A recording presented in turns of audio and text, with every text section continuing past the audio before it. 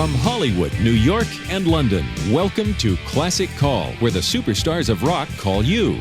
Classic Call is brought to you in part by Michelob. I'm Billy Jugs, and we are here in Hollywood with Dennis DeYoung of Styx. Now, with sold-out concert tours and best-selling albums like Equinox, Grand Illusion, Cornerstone, and Paradise Theater, Styx was voted as America's favorite rock band in a 1979 Gallup poll. Welcome to Classic Call, Dennis. Hi, Bill. How you doing? I'm just fine. It's good to see you again. It's good to be seen. Alrighty, we have a lot of folks with questions for you, Dennis. Dennis DeYoung is in our studio here, and before we go any further and make some classic calls, Dennis, welcome again to Classic Call. Let's go back to the beginning. Before your band was known as Styx, what was it called, and who was in it then? It was actually called TW4. We were a bunch of guys on the south side of Chicago who kind of grew up in the same neighborhood, and there were actually 5 guys in the band, so hence the name TW4. But, so our record company made us change our name because they didn't like the name. Actually, we started out with 4 guys, and we developed, a small following. And then we added the 5th guy. We didn't want to change the name. And, So you changed it to Styx. We changed it to Styx on the... really on the recommendation of the president of the record company. It was actually, we had like 200 names, and it was the only name that that one of us didn't hate. I see. So we said, Styx, this is a good name, we'll take this one. Sounds like a good one. Yeah. Let's make a good classic call. Let's All right. get started here. Dennis DeYoung in our studio here, and Dennis is calling Mike, who listens to Classic Call on KLSX in Los Angeles. This is the fun part, seeing if they're home, Dennis. Okay. Hello? Hello, Mike? Yes. This is Dennis DeYoung. Dennis DeYoung. Thank you for calling me back. Yeah, well, thanks for being there to answer the phone because, that first call, if I'd have called somebody who wouldn't have been home, I'd have been starting to wonder about this whole thing. But, I don't believe you called. Yeah, I'm did. a big fan. I've gone to your concerts and everything. Grand Have you? Illusion is my favorite album. Well, thank you. Hey, I have a question. Okay. Now that you're solo, who co-writes the songs with you? No one. No one? No, I write all the songs myself. Even when I was in Styx, most of the songs that were hit records were actually written by individuals in the band, either myself or Tommy Shaw. So essentially, I write my own music. That's great. Yeah. I thought you had a co-writer. No, I don't have a co-writer, and if I do, he's not getting any money, I can tell you that right now, Mike. All right, Mike, thank you for your question. Thanks for being with us on Classic Call today. No problem. My pleasure. All right. Bye. Dennis DeYoung making another classic call, this time to Scott in Scottsdale, Arizona. You don't suppose they named the town after this guy, do you? Anything's possible in Arizona. Well, he could be quite old. Anyway, Scott listens to us on KSLX in Scottsdale, As opposed to...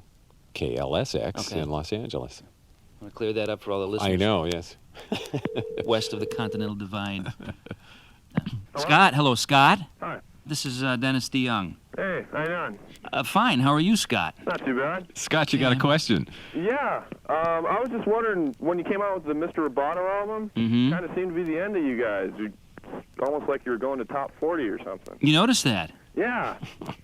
No, You actually... went from real rock and roll to top 40. Well, gosh, I don't know. That's a pretty hard question to answer. I think top 40 means a lot of things to different people, and we always had top 40 hits, throughout our career. And Mr. Roboto was a song that was a little bit different stylistically for us, but as far as that, was actually the opening to a concept piece about the censorship of rock and roll music and the censorship of the arts.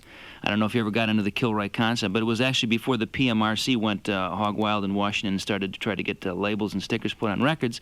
And Mr. Roboto was actually a song about an imprisoned rock star who had been imprisoned because they'd banned rock and roll music. And Mr. Roboto was, in fact, a Japanese robot guard who had guarded this rock star named Kilroy, who would, I don't know if that's top 40 fair or not, but maybe you just missed the point a little bit. Yeah, are we going to see anything more from Styx? Anything's possible in these troubled times. It's possible. Nothing has been carved in stone in either direction, Scott. Think it'd be more on the lines of the Mr. Roboto theme, or? I think, I'm not sure. It's pretty hard for me to answer that question. I think it would be, Any artist, what they do, Scott, is within a 12 or 16-month period, is they write the best songs they know how to write, and they record them. That's essentially what, artists do. And whatever you're thinking and feeling at that moment is what comes out on the record. And so whatever came out on a subsequent Styx album would be exactly what came out on previous ones. It would be how we were thinking and feeling at that particular time. All righty. All right. That's what I was wondering. Thanks a lot. All righty. Thanks for being with us on Classic Call, Scott. Dennis DeYoung is in our Classic Call studio right now, and he's going to make another Classic Call. You ready to go? That sounded like a lot of tenors from the Midwest to me, Billy. I don't know. We'll have to check on that later. Yeah, sure. Dennis is making a call to Joe, who listens to Classic Call on WCXR in Washington, D.C. It's an interesting town these days. Maybe it's a Senator Joe. Yeah. I don't know. Hello? Oh, Joe? Yeah. This is Dennis DeYoung. No, really? Yes, really. Hi, Dennis. How you doing? All right, Joe. How are you? Just great. Where do you live? Washington, D.C. Yeah, near the Capitol Center, or? No, actually on the Maryland side in Montgomery County. Oh, okay. Yeah. You've played the Capitol Center, haven't you? Yes, we have a couple times. Yeah. God, you're definitely the highlight call of my day. Is that right? Yeah. Yeah. Thanks a lot. You got a call from debtor's prison 5 minutes ago, so I mean that just goes to show. Well, first, I just want to let you know that I want to thank you for your music. And, Wow. Your songs, bring back some really good memories for me. Well, thanks. How old are you? 32. Oh, God bless you. So you made it that far? You never thought you would, did you? I've made it this far. Go figure. I wanted to ask you, when did it start for you, the feeling that, hey, I think I'm going to be a musician? 7 years old. No kidding. Yeah, I was 7 years old, and I started playing the accordion. So I came from kind of an Italian background, and the kid next door was older than me. He was actually my godfather for my confirmation. He played accordion. And I said, listen, you mind if I do a bellow shake when you're not looking? So I started playing Lady of Spain and all that stuff, and then I just... as I got older, I switched over to the Vox Continental coming, because after all, the Beatles had one. And so that was kind of how it all started for me. But I didn't really, it wasn't until I saw the Beatles on Ed Sullivan that I was sure that I knew what it was I wanted to do. I don't remember any accordion music from any Styx songs. Yeah, well, there was. Boat on the River off of the Cornerstone album has an accordion. A thing called Jonas Salter. You made a mistake now, Joe. Yeah. Jonas Salter, a song about a pirate in 1974, and Mademoiselle has an accordion on the bridge section. So I did. Incredible. I did it under penalty of punishment from my mother if I didn't use the accordion at least once or twice on a record. That's good. Paying off for those lessons. That's good. Yeah, actually, I did. I had a really good time. We played Boat on the River at the Budokan in Japan, and Tommy and I, he played mandolin, and we did all acoustic instruments. We did this little shtick with the accordion and the mandolin. It was quite a lot of fun, actually. Well, that's great. Yeah. Well, thanks very much. I appreciate it. All right. Thank you for the call. Good talking to you. All right. Okay, bye-bye. That was Lady. Now, that hit started it all for Styx. Dennis DeYoung in our Classic Call studio. Dennis, when you first recorded that song, did you have a feeling that this was the song that was going to do it for you? I had no doubt in my mind. Is that right? I'll tell you a quick story about it. That song was recorded in 1972. It was on our second album.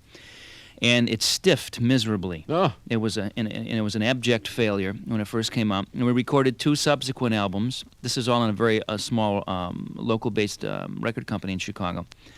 And we were going into WLS, which was at the time the most powerful radio station, getting back to Top 40 again, the most influential Top 40 radio station in America. And just to pay homage to them, we had a new single off our 4th album. We said to the program director, a fellow named Jim Smith, we said, would you please consider playing this new single from our new album? He says, no, but I'll tell you what I'm going to do. I'm going to play Lady, which was 2 years old at this point. I'm going to play Lady tonight at 8 o'clock, and I'm going to play it once a night until it's a hit record. And he did. And it took 2 months to break out of Chicago, but it became a worldwide hit just because that guy took a record that was 2 years old and started playing it. Isn't that amazing? That's and then exactly. It swept the country. It got started being played in 74, and in 75 it hit its peak, but it actually was from 1972. It was one of the first things we ever did and was just totally overlooked the first time. Wow, interesting. Tell you what, let's make another classic call. Dennis DeYoung calling Laura. Laura? Yeah? Is the face in the misty night, footsteps that you hear down the hall. She gave your very first kiss to you, that was Laura, but she's only a dream. This is true. You know that song? Yes, of course. That's right, from the movie. Yes, of course. This is Dennis DeYoung. How are you? I'm okay. How are you? Good. I'm fine. Yeah, great. Are we actually... We're on the radio. We're on the radio. Yeah, and boy, is it uncomfortable. I'm going to get off this thing in a minute. Oh, my God. I hope it's not too small. Yeah. It's actually a large radio. Yes, it is. Well, how are you? Not too bad, all things being equal, and of course, they never are. Well, that's interesting. Yeah. That's a good response. I like that. I'm going to ask you a question now, aren't I? All right. Okay. I know that you live in Chicago still. I do. You don't sound like you're from California. Originally Cincinnati. Yeah, I heard that Midwest thing in there somewhere. Yeah, it's kind of hidden in there. Yeah. But I'm wondering why, during the entire time that Styx was working and then throughout your solo career, you never chose to move to L.A. or New York. You always chose to stay in the Midwest. Well, we were waiting for deregulation of the airfares, and then when it finally happened, hell, with all the problems with the air traffic controllers, we just figured we might as well stay here. If we could have found the airport, we probably would have left. But we weren't. I don't know. I have a song on my solo album called Southbound Ryan, which is really about an expressway. It's the busiest expressway in America, and I just say in there, hell, all my friends and family are here, and that's probably why I stay. I could just be plain old me. Well, it's nice to talk to plain old you. Well, it was nice to talk to you, too. Okay, terrific. Thanks. Bye-bye. Bye-bye. Thanks for being with us on Classic Call, Laura. Laura listens to us on KLSX in Los Angeles, and when we come back, we'll try to dispel the rumors behind the breakup of Styx, and Dennis DeYoung will be making some more Classic Calls.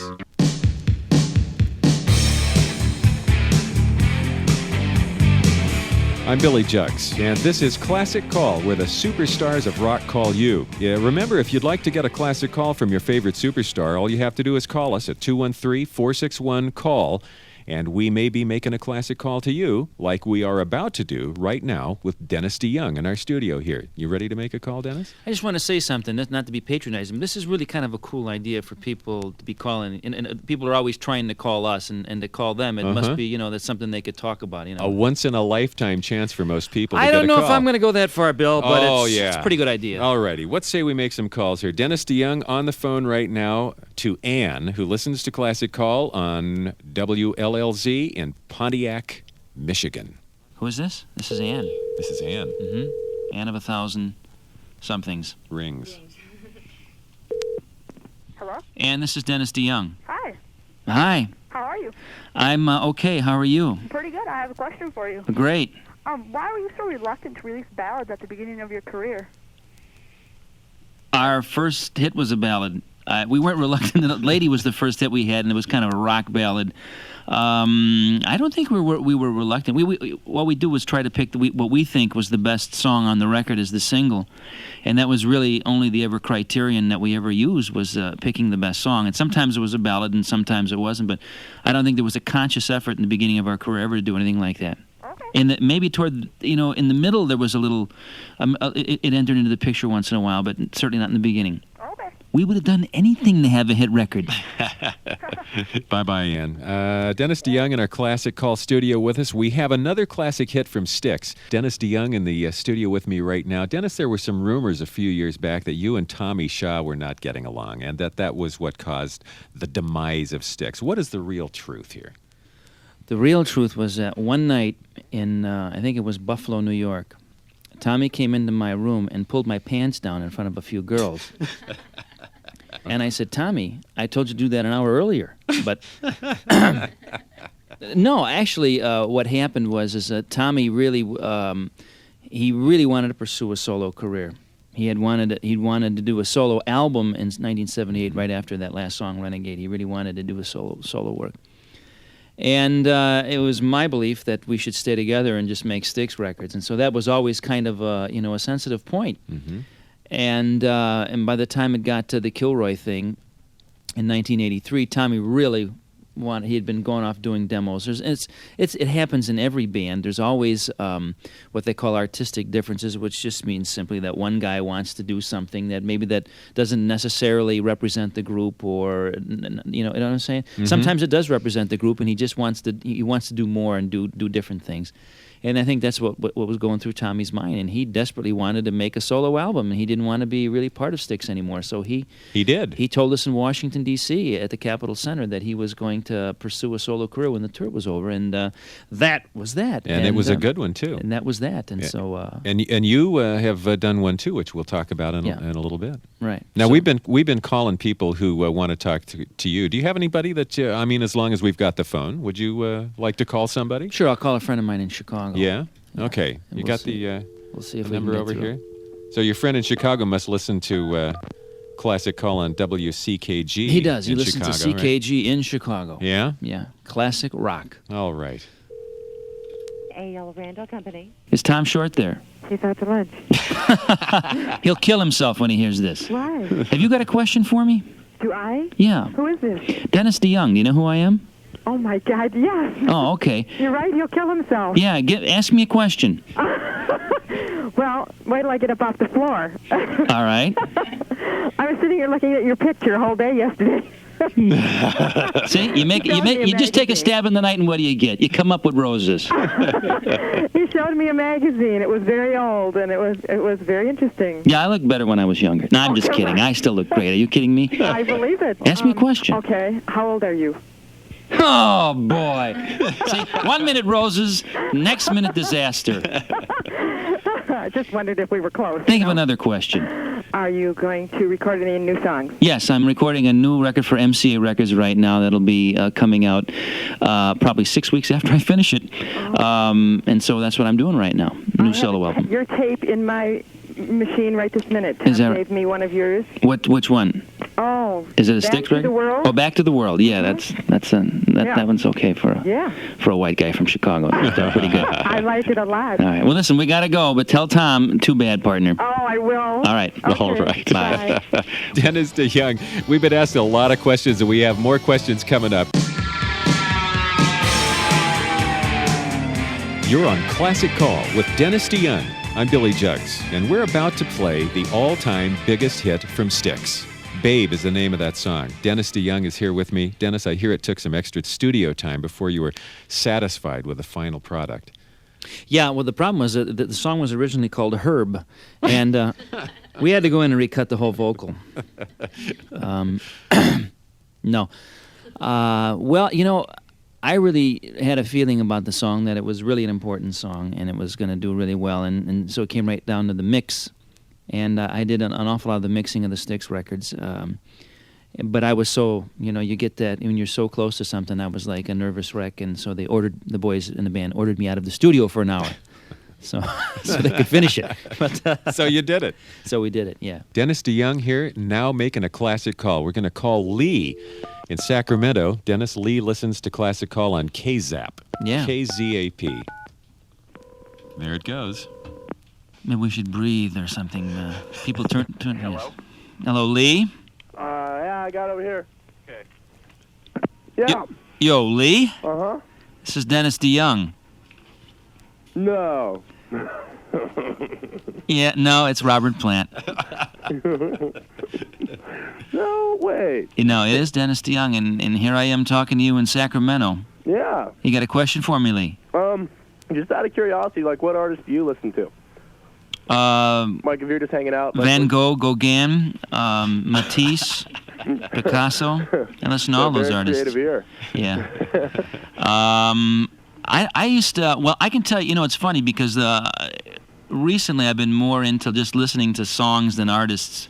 I don't know what that says about the kind of albums that are being made, but I can tell you what I listened to that was influential in my life when I was younger. Would that be yeah, well, obviously the Beatles and The Who.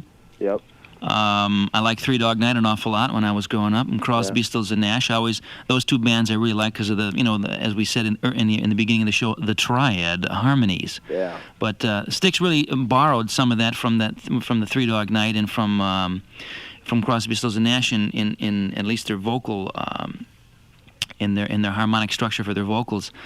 What else did I listen to? When I was very young, things that really influenced me, the first record I bought was Great Balls of Fire by Jerry Lee Lewis. I was a big Roy Orbison fan. Yep. And I was a big Gene Pitney fan when I was a kid. And what else did I like? Well, that's pretty much. That's pretty good. Yeah, Pretty I good like all list that of stuff. people. Yeah. Well, that's pretty good taste. Yeah, and who else? Erskine Calder. No, I don't know. That would be about most of the people that recently. And I was a very big fan of Genesis before they became successful. Yeah. Oh, here. When Gabriel was in the band, I remember you're talking about '70s things. I like them a lot. I like the first Yes album, things like that. Yeah. Lee, thanks for being with us on Classic Call. Hey, thanks for calling me.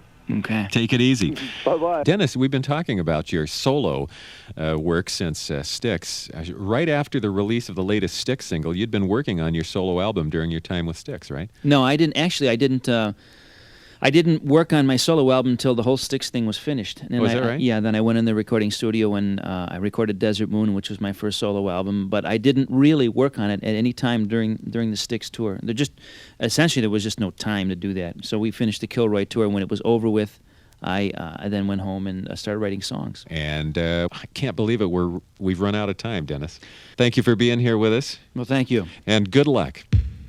You've been listening to Classic Call, where the superstars of rock call you.